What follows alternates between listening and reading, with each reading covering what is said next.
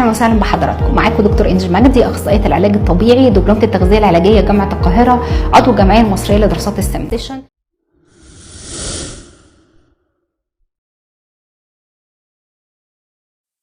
السؤال ده جالنا على فيديو على الفيسبوك بيقول لنا ايه الحاجات السهله اللي اعملها عشان اخس من غير ما اعمل الحاجات الصعبه بتاعه الدايت. تعالي معايا اقول لك اول حاجه واهم حاجه هتمنعي لي شويه حاجات. اول حاجه هتمنعيها اي اكل فيه عيش فينو، المخبوزات عامه او اي حاجه من الفرن ممنوعه. تاني حاجه هتقلليها الاملاح، الموالح الكتير غلط جدا مع الدايت لانها بتخزن ميه، خاصه الفاكهه اللي فيها املاح زي المانجا او الموالح زي المخللات او ملح كتير في الاكل. زي ما همنع املاح هقلل وامنع السكريات، الحلويات بامنعها، الفاكهه المليانه سكر زي العنب والبلح والمانجا والتين هقلل كميه لكن مش همنع تماما. يبقى قلنا المخبوزات، الاملاح، السكريات. الكربوهيدرات بعد الساعه 7 بالليل ممنوع خالص ان انا اخد رز او مكرونه بالليل. طيب في سؤال بديهي كده يقول لك والاكل عارف منين ان انا بالليل؟ الموضوع هنا مش قصه سعرات، قصه هرمونات، ان انا بالليل حرق بيكون قليل نتيجه نقص تقليل حساسيه الخلايا للانسولين وارتفاع هرمون الكورتيزون، فبالتالي انا مش هبقى بحرق بنفس كفاءه الصبح، فهقلل كربوهيدرات وجبه بالليل علشان كربوهيدرات حرق بالليل قليل.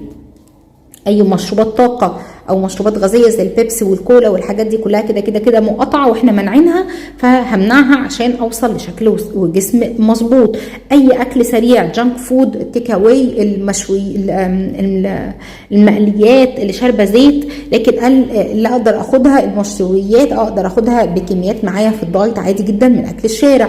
لازم اشرب ميه كتير في وسط الاكل وبعد الاكل وطول النهار، وبشرب ميه ازيد من اللزوم. طب تقولي انا بشرب اساسا ميه كفايه بس ما بتخسيش، يبقى جسمك الميه اللي انت مدخليها له مش مكفيه ومحتاجه ميه اكتر. لازم اتعود اكل ببطء واكل بالراحه علشان اقدر اشبع من اقل بورشن في الاكل بتاعي. يبقى قلنا حاجات بسيطه اقدر امنعها عشان اخس. همنع فينو، هقلل املاح، هقلل سكريات، همنع كربوهيدرات بعد الساعه 7 بالليل، همنع اي مشروبات طاقه او مشروبات غازيه، همنع اي اكل من بره ما عدا المشويات، هشرب ميه كتير جدا وسط الاكل وبعد الاكل وقبل الاكل كمان، وهاكل ببطء وبالراحه. حاجه كمان في لايف ستايل صحي ان انا ما اتعودش ان انا اقعد من غير اكل ازيد من 3 ساعات، كل 3 ساعات لازم ليا وجبه او سناك. بلاش السهر تماما لان السهر بيفرز هرمون الكورتيزون، وهرمون الكورتيزون ده المسؤول عن التوتر ومسؤول عن تخزين الدهون.